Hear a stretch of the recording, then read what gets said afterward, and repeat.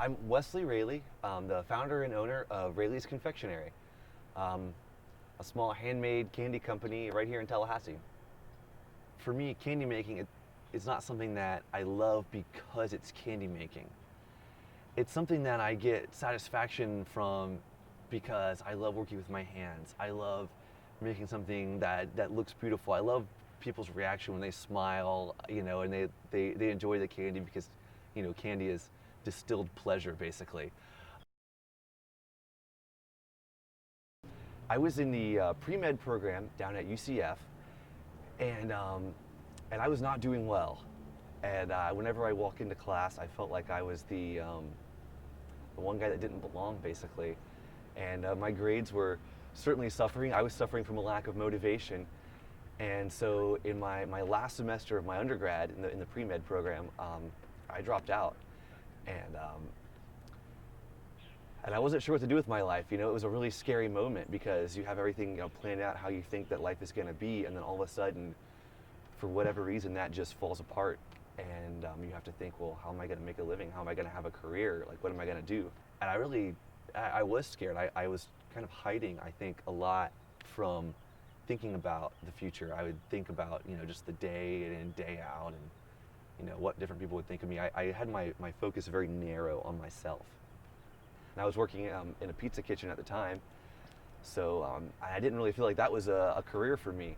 Because you envision like all these different futures for yourself as a young person when you're like 19 and 20, which is how old I was. And I just couldn't envision a future that I liked. Like, no matter how hard I tried, I didn't have, like, from where I was, I couldn't see like something that I could be proud of. Also, depression sucks. I was just depressed, and depression is not cool or fun.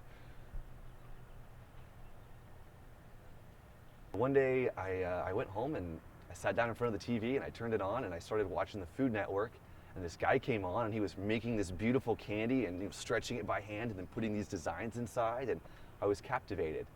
And I thought, I could do that. I saw myself on that TV screen, like actually making the candy.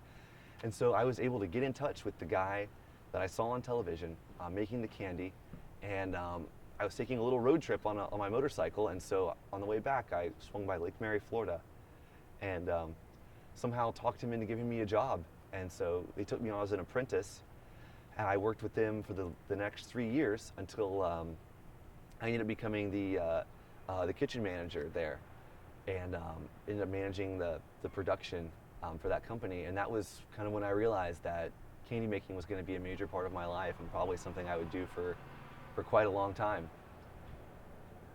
I started Raley's Confectionery 3 years ago.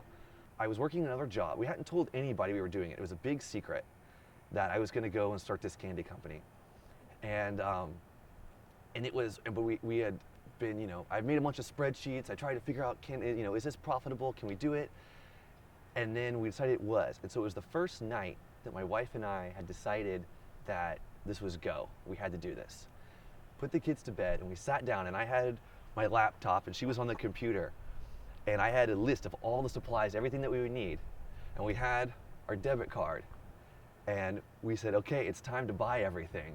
And so we got on, and I would say, okay, I would read out an item like, we need a 12-inch Mundial scissors, I need a silicon heating element of this size, all the different parts we need.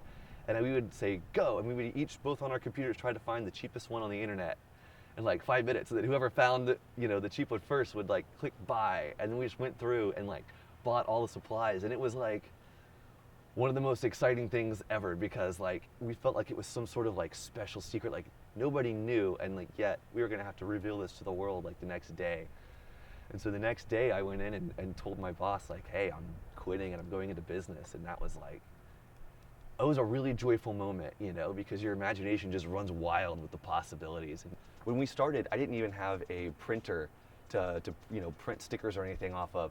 So I needed some packaging for the candy, and so I took some typewriter keys that said R-A-L-E-Y-S, and I taped them around one of my wife's shampoo bottles to make like a little arch, and then I dipped that on an ink pad and used that to stamp each bag of candy.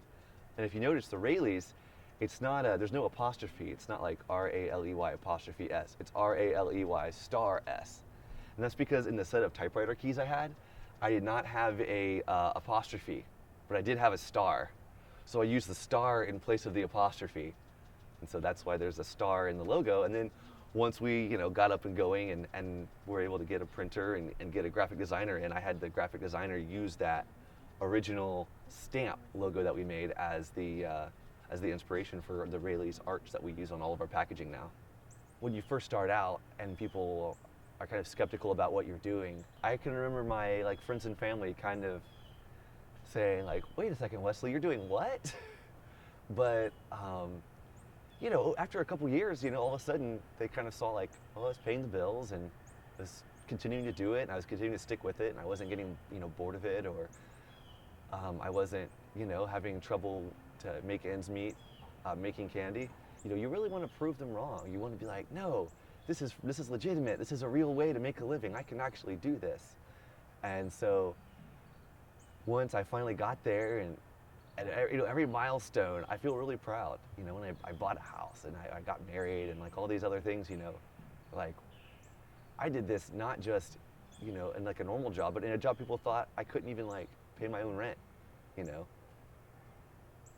So it was kind of cool. And I use that as a motivation, definitely. But at the same time, one thing that my mentors have helped me a lot with, because I was really afraid of that.